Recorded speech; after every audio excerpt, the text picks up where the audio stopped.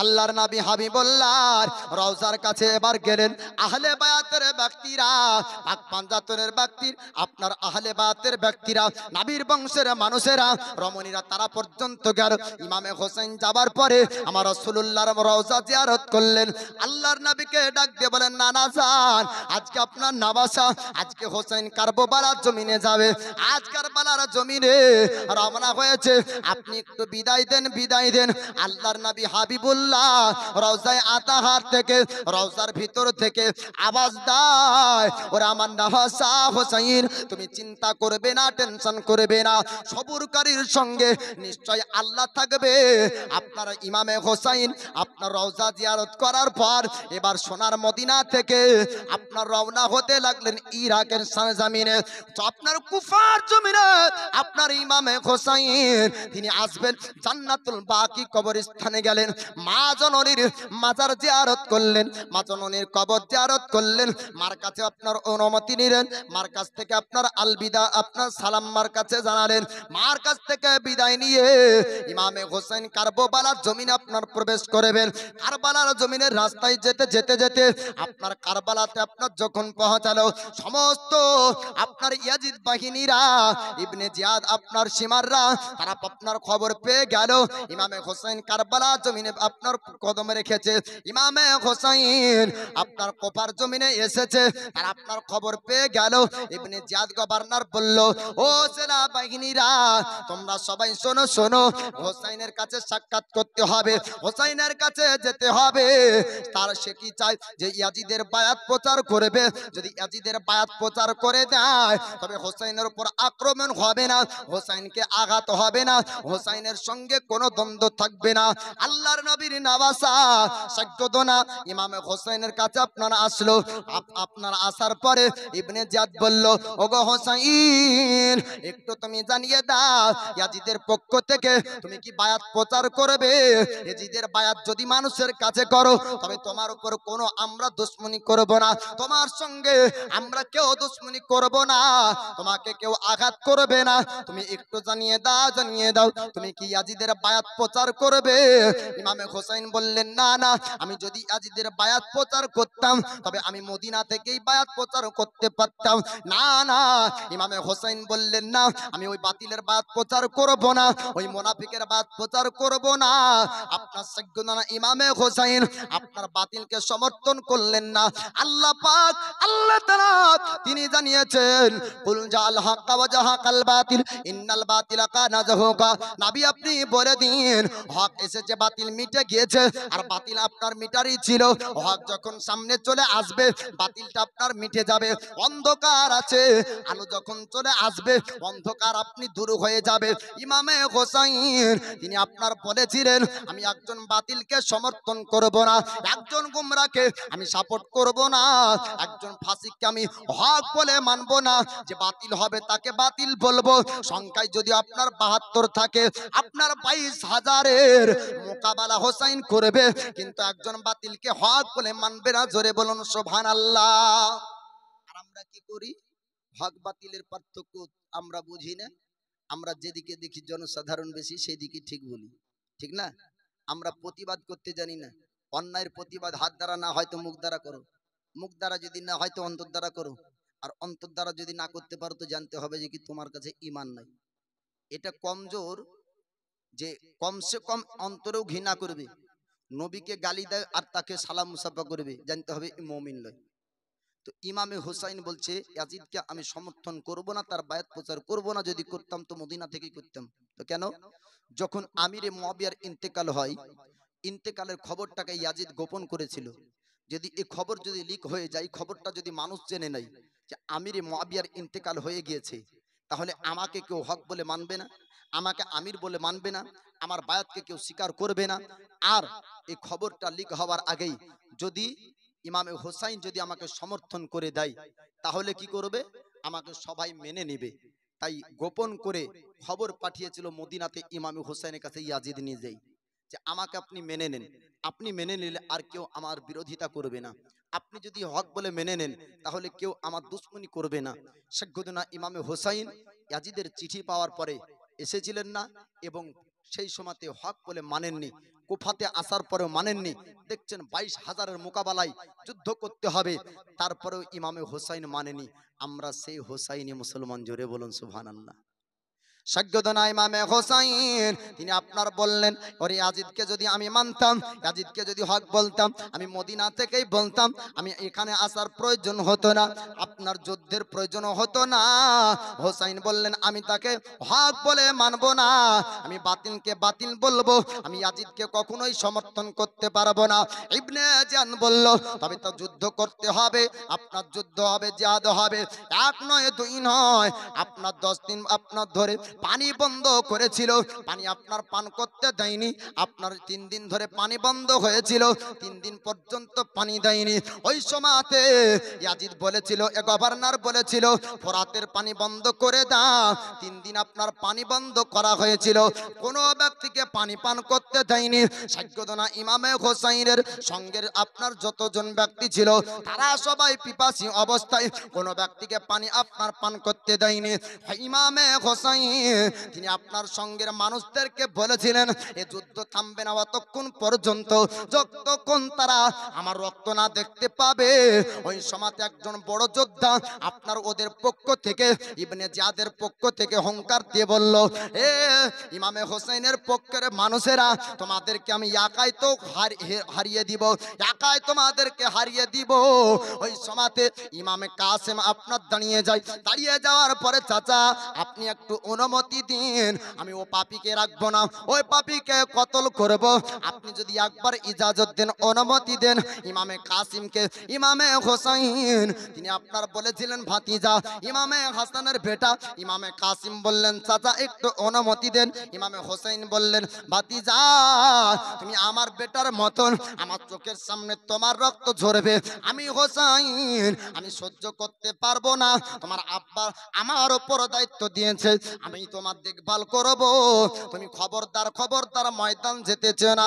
ইমামে কাসিম বলেছিলেন, চাচা গো আপনি খবরদার খবরদার ময়দান যাবেন না, আমি যেতে চাই, আমার রক্ত ময়দানে ঝরবে, আমি শাহাদাত বরণ করতে চাই, আমি শহীদ হতে চাই, আমি শহীদের দরজা নিতে চাই।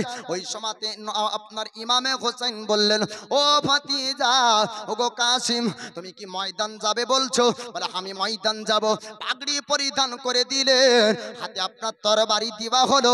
ওই কারবালার জমিনের ময়দানের যুদ্ধ আপনার শুরু হয়ে যায়। ইমামে কাসিম আপনার ময়দানে নামলেন, আর বড় যোদ্ধা ওই ব্যক্তি বলল, আমি ময়দান যাব কি, এ তো একজন যুবক ছেলে, 18 বছরের যুবক, তার সঙ্গে আমি বড় যোদ্ধা যদি যুদ্ধ করি তবে আমার ইজ্জত হারিয়ে যাবে, সম্মান থাকবে না, আমি এত বড় একটা যোদ্ধা 18 বছরের যুবকের সঙ্গে যুদ্ধ করব, শোভা পাই না। ওই সময় বড় যোদ্ধা বলল, ওরে ইবনে জিয়াদ শুনুন, ওগো ইবনে জিয়াদ গভর্নর, আমার 4টি ছেলে আছে, আমি একটা ছেলেকে যদি নামিয়ে দিই, সে একটা ছেলে তাকে হারিয়ে দিবে।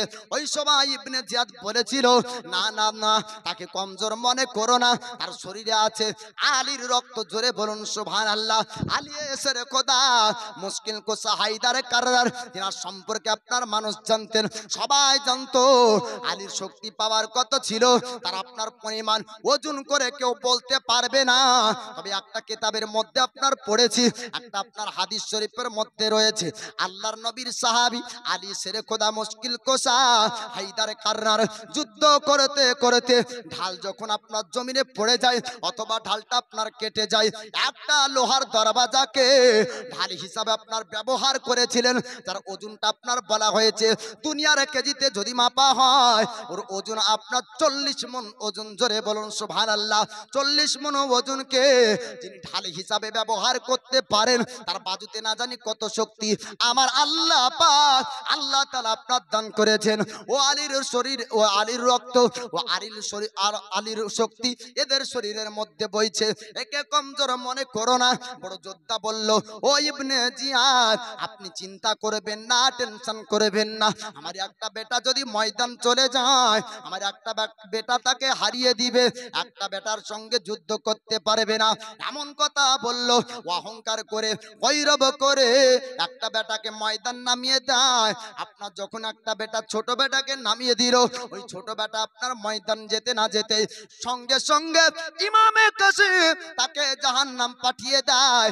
একটা বেটাকে জাহান্নাম পাঠিয়ে দিলেন। যখন একটা বেটা কতল হয়ে গেল, বড় যোদ্ধা রাগান্বিত হয়ে আর একটা বেটাকে বলল, যা যা তোর ভাইয়ের রক্তের বদলা নিয়ে আয়। ওই তোর ভাইয়ের রক্তের বদলা নিতে হবে, ওই যুবককে হারাতে হবে। আর একজন ব্যক্তিকে নামিয়ে দেয়। ও ব্যক্তিকেও একটা আপনার তরবারির আঘাতে ইমামে কাসিম আপনার সেই ব্যক্তিকেও জাহান্নাম পাঠিয়ে দেয়।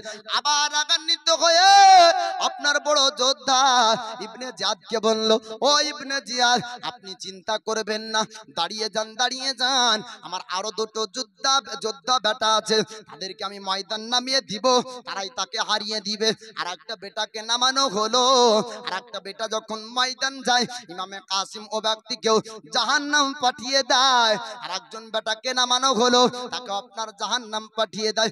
বড় যোদ্ধা এবার চিন্তা করে দেখলো, এই যুবককে কমজোর ভাবা যাবে না। আমার চারটা বেটাকে কতল করেছে, আমার চারটা বেটাকে আমার কাছ থেকে ছিনিয়ে নিয়েছে। চার বেটার রক্ত দেখে বড় যোদ্ধা আপনার রাগান্বিত হয়ে গেল। এবার বড় বেটা ময়দানে চলে যায়। ময়দান যাবার পরে এবার আপনার অহংকার জানিয়ে দেয়, ও যুবক, ওরে কাসিম, শোন শোন, আমার চারটি বেটাকে কতল করেছিস, আজকে তোকে জমিনে আর রাখবো না। ওই সময় ইমাম কাসিম তিনি আপনার বলেছিলেন, আমি দূর থেকে মনে করলাম তুমি বড় একটা যোদ্ধা, কিন্তু না না, তুমি যদি বড় যোদ্ধা হতে, তুমি যদি বড় পালওয়ান হতে, তবে তোমার কি মাথায় বুদ্ধি থাকতো না? তোমার মাথায় তো বুদ্ধি নাই যে ঘোড়ার লাগাম ঠিক করতে পারে না ও ব্যক্তি কেমন করে যোদ্ধা হয়। ইমাম কাসিমের কথা শুনে এ বড় যোদ্ধার আরো রাগ। ঝামেলার সময়তের যে বেশি রাগলে ও মার খায় বেশি, আরো রাগ। রাগের পরে যখন পিছনে তাকিয়ে দেখে যে ঠিক আছে কিনা, ঘোড়ার সব দড়ি টড়ি বাঁধা, যেমনই দেখতে যাবে একবার একটা গর্দনে তরবারির আঘাত করে ইমামে কাসিম, সঙ্গে সঙ্গে এ ব্যক্তি জাহান্নাম চলে যায়, অর্থাৎ কতল হয়ে যায়। জোরে বলুন সুবহানাল্লাহ। জি, এবার ইমামে কাসিম ছুটতে ছুটতে সাইয়্যিদুনা ইমামে হোসেনের কাছে আসেন। হলকম দেখায়, চাচা একটু যদি পানির ব্যবস্থা হতো, 22,000 আমার সামনে দাঁড়াতো না। জোরে বলুন সুবহানাল্লাহ। ইমামে হোসেনকে হলকম দেখিয়ে যায়। ইমাম কাসিম বললেন, চাচা গো, একটু পানি যদি পান করতে পেতাম, আমার পিপাসাটা যদি নিবারণ হয়ে যেত, পিপাসাটা যদি মিটিয়ে যেত, আমি তো যুদ্ধ করতাম, 22,000কে আমি জাহান্নাম পাঠিয়ে দিতাম। ওগো চাচা, একটু পানি পান করতে চাই, আমার হলকমটা শুকে গিয়েছে। ওই সময় ইমাম হোসেন বলেছিলেন, ভাতিজা, আজকে পিপাসা সহ্য করে না, আজকে পিপাসা সহ্য করে না। তোমার নানা, আমার নানা, কাল কিয়ামতের দিন হাউজে কাউসারে পানি নিয়ে উপস্থিত থাকবেন। হাউজে কাউসারে পানি একবার যদি পান করিয়ে দেয়, তোমার পিপাসাটা নিবারণ হয়ে যাবে, তোমার পিপাসাটা মিটিয়ে যাবে। জোরে মিটে যাবে। জোরে বলুন সুবহানাল্লাহ। আল্লাহ পাক, আল্লাহ তাআলা শহীদগণকে আপন কবরে পর্যন্ত খাবার দেয়। বলুন সুবহানাল্লাহ। আল্লাহর কোরআন উঠিয়ে দেখুন, আল্লাহ পাক, আল্লাহ তাআলা জানিয়ে দেন, ওয়ালা তাহসাবান্নাল্লাযিনা কুতিলু ফি সাবিলিল্লাহি আমওয়াতান বাল আহউ ইনদা রাব্বিহিম ইরজাক। আল্লাহ পাক বলেছেন, তারা আমার রাস্তায় শাহাদাত বরণ করে, তাদেরকে তোমরা মুর্দা বলো না, তাদেরকে মুর্দার খেয়াল করো না, মুর্দার সন্দেহ তাদের সম্পর্ক করো না। তারা জিন্দা থাকে, জীবিত থাকে, আমি আল্লাহ তাদের কবরে রুজি খাবার পর্যন্ত পৌঁছে দিই। বলুন সুবহানাল্লাহ। আল্লাহ পাক, আল্লাহ তাআলা, আল্লাহর রাহে যারা শাহাদাত বরণ করে, আল্লাহর রাহে যারা শহীদ হয়, তাদের কবরে আল্লাহ পাক, আল্লাহ তাআলা আপনার খাবার পৌঁছিয়ে দেন। ওই আপনার বোঝা গেল সাইয়্যিদুনা ইমামে কাসিমকে ইমামে হোসেন বললেন, ভাতিজা, আজ চিন্তা করো না, আজকে পিপাসাটা সহ্য করে নাও। যদি তুমি শহীদ হয়ে যাও, শাহাদাত যদি হয়ে যায়, তবে তোমার জন্য আল্লাহ পাক হাউজে কাউসারে পানি রাখবে। হাউজে কাউসারে পানি যদি তুমি একবার পান করে নাও, আর পিপাসা লাগবে না। ওগো ভাতিজা, পিপাসা সহ্য করে নাও, আবার ময়দান সোজা চলে যান। আবার কয়েকজনকে জাহান্নাম পাঠানোর পরে চতুর্দিক থেকে তীর বল্লমের আঘাত করে করে আপনার ইমামে কাসিমকে শহীদ করে দেয়। ইন্না লিল্লাহি ওয়া ইন্না ইলাইহি রাজিউন। ইমামে কাসিম কারবালার জমিনে শহীদ হন। আপনার সঙ্গে আপনার আলী আকবর শাহাদাত বরণ করে। 6 মাসের আলী আসগার, তার কথা কিমা বলবো বাবা। 6 মাসের আলী আসগার বল্লম চালাতে পারবে না। 6 মাসের আলী আসগার আপনার তরবারি চালাতে পারবে না। 6 মাসের আলী আসগার তীর চালাতে পারবে না। তারপরে 6 মাসের আলী আসগারকে পর্যন্ত আপনার ছাড়েনি। আলী আসগারকে আপনার করে নেওয়ার পর সাইয়্যিদনা ইমাম হোসাইনের কাছে আসার পরে বললেন, ওগো স্বামী, আলী আসগারকে দেখুন, তার পিপাসার জন্য জিহ্বাটা বারবার মায়ের কাছে জিহ্বাটা ঘিনায়, কিন্তু মার স্তনের দুধ নাই, বাচ্চাকে দুধ পান করাবে, পানি নাই, বাচ্চাকে পানি পান করাবে। বারবার যখন 6 মাসের বাচ্চা মার কাছে আপনার জিহ্বা যখন ঘিলায়, মার আপনার চোখ দিয়ে পানি ঝরে, কিন্তু আপনার উপায় নাই। আলী এসে আপনার উসমান আলী ওই সময়তে ইমামে হোসাইনকে আপনার বলা হলো, ওগো স্বামী জান, আলী আসগারকে নিয়ে যাবার পর আপনি চলে যান ফোরাতের নদীতে, আর পিপাসাটা একটু মিটাতে হবে, একটু পানির ব্যবস্থা করুন। তারা যতই পাপী হোক না কেন, তারা যতই পাপী হোক না কেন, আলী আসগারকে একবার যদি তারা দেখে নেয়, তাদের অন্তরে মায়া চলে আসবে। 6 মাসের বাচ্চার উপর তাদের রহম চলে আসবে। তারা যদি একটু পানি দিয়ে দেয়, এই বাচ্চার পিপাসাটা নিবারণ হয়ে যাবে, বাচ্চার পিপাসা মিটে যাবে।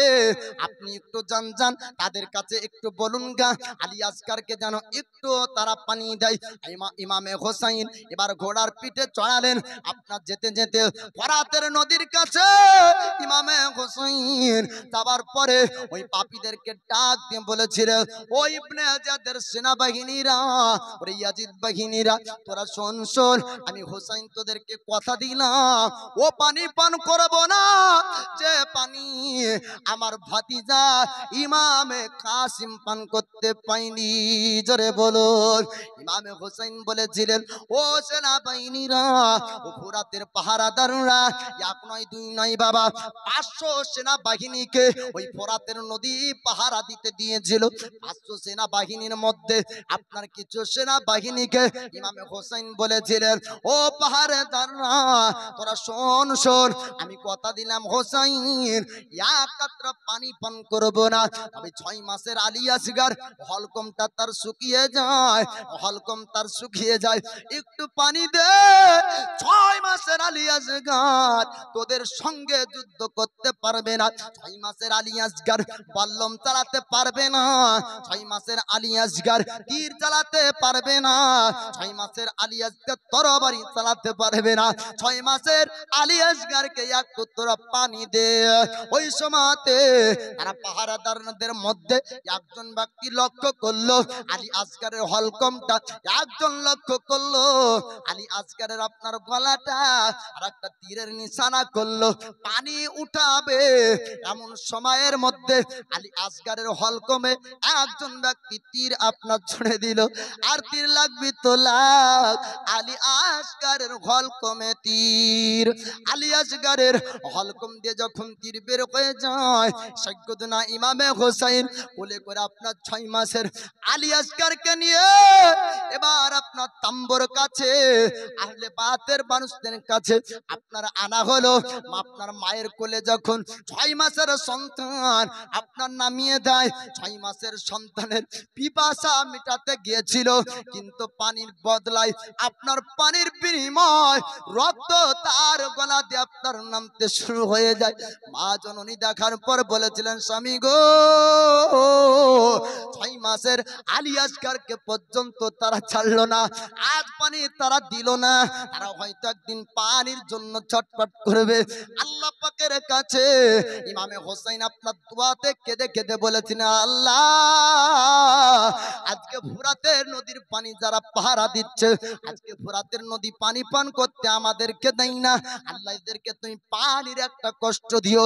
কিতাবের মধ্যে বলা হয়েছে, আমি ওয়াকিয়ার মধ্যে পড়েছি, বাপ আপনার যেই ব্যক্তি হলকমে তীর মেরেছিল ওই ব্যক্তি আপনার মরণের সময় পানির জন্য ছটপট ছটপট করেছিল, পানি তাকে বারবার দিয়ে হয়েছিল, কিন্তু এক কাতরা পানি তার ভিতর পর্যন্ত নিতে পারেনি। জোরে বলো।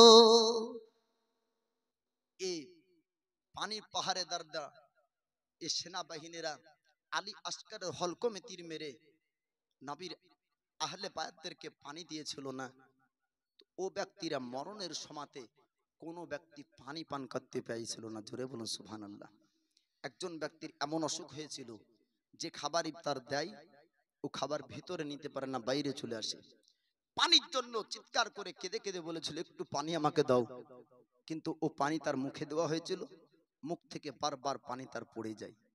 আলী আসকার, আলী আকবর, ইমাম কাসিম, হারিস সমস্ত ব্যক্তি শহীদ হয়ে যাওয়ার পর আউন মোহাম্মদ আপনার ইমামে হুসাইনের ভাগ্নে তারা আসার পরে ইমামে হুসাইনের কাছে আসার পরে বলছেন, মামা আমরাও শহীদ হব। জোরে বলুন সুবহানাল্লাহ। মামা গো, আপনি আমাদেরকে ছেড়ে আপনি কারবালায় যাবেন না, আমরা শহীদ হব। ওই সময়তে জৈনবা আসার পরে বলছেন এরাও শহীদ হতে চায়, আপনি এদেরকেও নেন। বলে আমার চোখের সামনে আমার ছোট ছোট ভাগনারা শহীদ হবে, আমি কেমন করে সহ্য করব। বোন বলে, ওগো ভাই, কিয়ামতের দিন যদি আমার মা ফাতিমা জিজ্ঞাসা করে যে হোসাইনের সঙ্গে তোমরা ছিলে, হোসাইনকে কি দিয়েছো, তো ও কিয়ামতে আমি বলতে পারবো দুই সন্তান দিয়েছি। জোরে বলুন সুবহানাল্লাহ।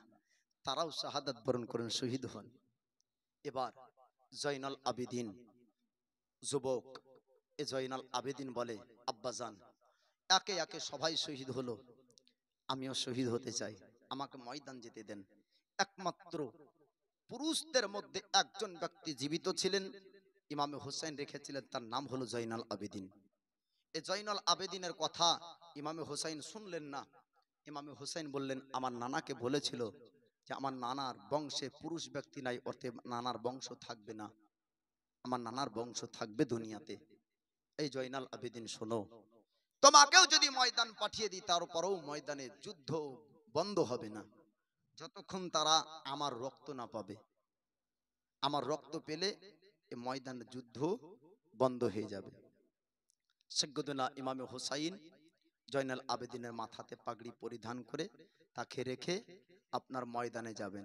ঘুম ঢুলন আসছে নাকি? পৌষ মাসের দিন, জানুয়ারি মনে হয় 1 তারিখ পড়ে গিয়েছে, 12টা পার হয়ে গেছে না?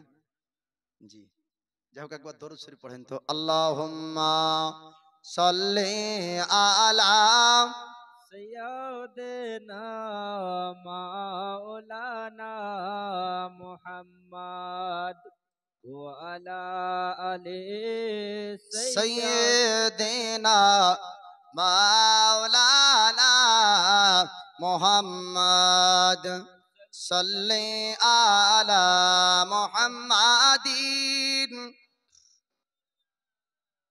محمد अजहरा के बाबा सुने इल्तिजा मदीना बुला लीजिए। जोरे बोलুন সুবহানাল্লাহ। سبحان الله এই জাহারা বলতে ফাতিমাতুজ জাহারা, ওনার আব্বা হচ্ছেন দয়ার নবী মুস্তাফা। আমরা আশিকে রসুল, নবী প্রেমিক ব্যক্তি, আমাদের আশা হলো সোনার মদিনা যাওয়ার ইচ্ছা আছে না নাই? যেন আল্লাহ পাক কবুল করুক, সকল বলুন আমিন।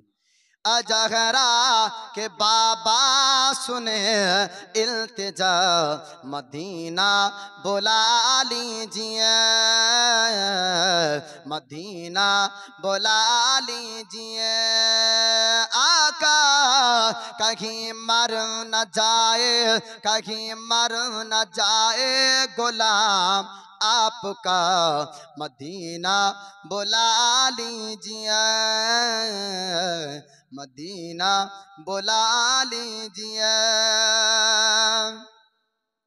सताती है मुझको, रुलाती है मुझको, ए दुनिया बहुत आजमाती है मुझको, सताती है मुझको, रुलाती है मुझको, ए दुनिया बहुत आजमाती है मुझको।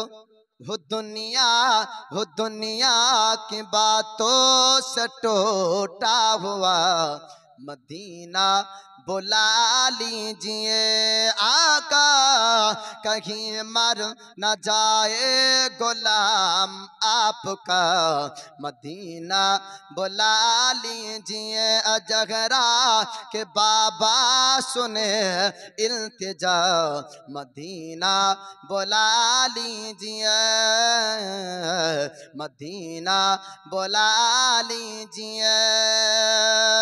बड़ी बेकसी है, बड़ी बेकरारी, न कट जाए आका यूं ही उम्र सारी। बड़ी बेकसी है, बड़ी बेकरारी, न कट जाए आका यूं ही उम्र सारी।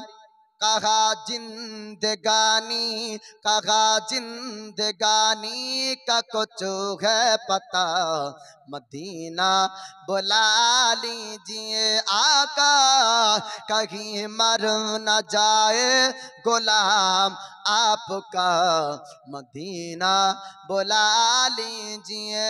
अजगरा के बाबा सुने इल्तिजा, मदीना बुला लीजिए, मदीना बुला लीजिए। जिसे सब है कहते नकी खां का बेटा, वो अहमदी रजा है बरेली में लेटा।